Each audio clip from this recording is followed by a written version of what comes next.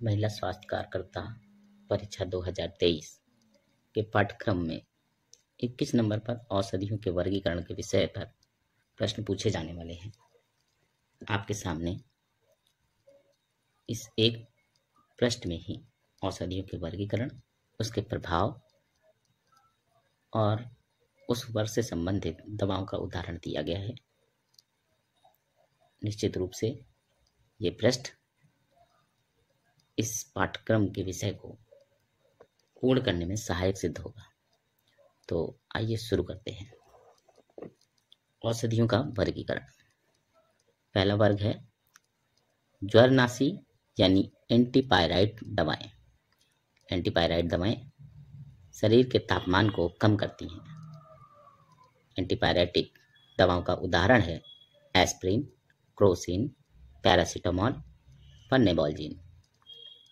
दूसरा वर्ग है पीड़ानाशी दवाएं यानी एनाल्जेसिक। इसका प्रभाव क्या होता है? ये दर्द और पीड़ा को कम करती हैं। इस वर्ग की दवाएं हैं मार्फिन, कोडीन, हेरोइन। तीसरा वर्ग है प्रतिमलेरिया या एंटी मलेरियल दवाएं। ये क्या करती हैं? ये मलेरिया के उपचार के लिए कार्य में लाई जाती हैं। एंटी मलेरियल दवाएं हैं गुनैन, कैमाक्विन, क्लोरोक्विन। चौथे वर्ग जिसकी हम बात करेंगे वो है जर्मीसाइड।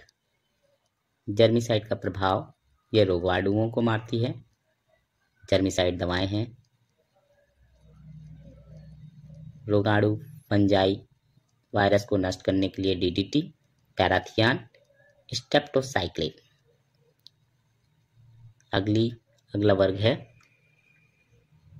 पूतिरोमी यानी कि एंटीसेप्टिक दवाएं। इनका प्रभाव क्या होता है? ये रोगाणुओं को मारती हैं और इनका प्रयोग जीवित ऊतकों पर किया जा सकता है। इस वर्ग की दवाएं हैं क्लोरोमीन, मर्क्यूक्रॉम, फिनॉल, टिंचर आयोडीन। क्लोरोमीन घाव को धोने में, मर्क्यूक्रॉम घाव के उपचार में, फिनॉल रोगाणुनाशक है और टिंचर आयोडीन कीटाणुनाशक है। अगले वर्ग की दवा है जिसे हम कहेंगे डिसइंफेक्टेंट यानी कि रोगाणुनाशक। रोगाणुनाशक दवा रोगाणुओं को मारती है लेकिन जीवित ऊतकों पर प्रयोग नहीं हो सकती। ध्यान देने योग्य है एंटीसेप्टिक दवाएं जीवित ऊतकों पर प्रयोग की जा सकती हैं लेकिन डिसइंफेक्टेंट दवाएं जो होती हैं वो जीवित ऊतकों पर प्रयोग नहीं की जा सकती हैं। डिसइंफेक्टेंट दवाएं निर्जीव वस्तु को धोने में प्रयोग होती हैं और ये दवाएं हैं मेथिलेटेड, स्प्रिट और फिनाइल। अगला वर्ग है प्रतिअम्ल यानी कि एंटासिडेटिक्स। ये क्या कार्य करता है? ये पेट की अम्लता को कम करता है। इस वर्ग की दवाएं हैं रेनिटिडीन, एल्कैन, एमपीएस सिरप, एल्जीफ्लक्स, एलसीड और एसिजेन। दूसरा वर्ग है निश्चेतक या एनेस्थेटिक, जिसको इंग्लिश में बोलेंगे एनेस्थेटिक एंड सेडेटिव्स। ये क्या करती है? ये चैतन्यता को खत्म करती है यानी कि मनुष्य चैतन्य नहीं रहता। इस वर्ग की दवा है बेहोशी हेतु क्लोरोफॉर्म और कोकेन का यूज करते हैं जबकि निंद्रा हेतु वेरोनल, सेल्फोनेल और डाइजिपम का यूज करते हैं।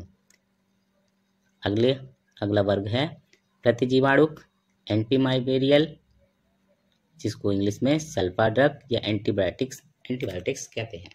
ये क्या कार्य करती है? ये जीवाणु को मारने में प्रयोग आती है। तो तीन पीढ़ी के एंटीबायोटिक हैं जिसमें पहली पीढ़ी के एंटीबायोटिक कोशिका पर हमला करते हैं जो जीवाणुओं पर हमला करते थे। प्रथम एंटीबायोटिक कौन सा था? पेनिसिलिन, जिसका आविष्कार अलेक्जेंडर फ्लेमिंग ने किया था। दूसरी पीढ़ी के एंटीबायोटिक जीवाणु के उपापचय श्रृंखला को तोड़ देते हैं और इसमें जो दवा है वो है एम्पिसिलिन।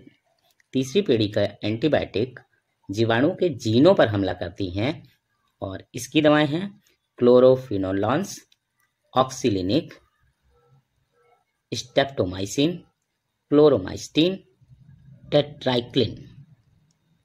अगला वर्ग है निद्राकारी व सम्मोहक, जिसको ट्रैंक्विलाइजर हिप्नोस्टिक दवाएं कहते हैं। ये क्या करता है? ये व्यग्रता को कम करके निश्चिंतता लाती है। ये चिंताओं को दूर करने में प्रयोग होता है। जैसे चिंताओं को दूर करने के लिए लिपुनिल का इस्तेमाल करते हैं, एक्विनिल का इस्तेमाल करते हैं, जबकि चुस्ती का एहसास करने के लिए टाफरेनिल का इस्तेमाल किया जाता है। यानी कि ट्रैंक्विलाइजर हिप्नोस्टिक दवाएं कौन कौन सी हैं? लिपुनिल, एक्विनिल और टाफरेनिल। अगला वर्ग है कॉन्ट्रासेप्टिव यानी कि गर्भ निरोधी दवाएं। ये गर्भ निरोध के लिए प्रयुक्त की जाती है और ये दवाओं में प्रोजेस्टेरॉन, एस्ट्रोजन और आकस्मिक दवा जो भी ईसीपी की यूज की बात करते हैं उसमें लेवोनोरोल जेस्टल, यूलिप्रिस्टल एसीटेट को प्रयोग में लाया जाता है। आशा करता हूँ कि औषधियों के वर्गीकरण का जो पाठ्यक्रम महिला स्वास्थ्य कार्यकर्ता परीक्षा 2023 में दिया गया है वो इससे पूर्ण होगा। धन्यवाद।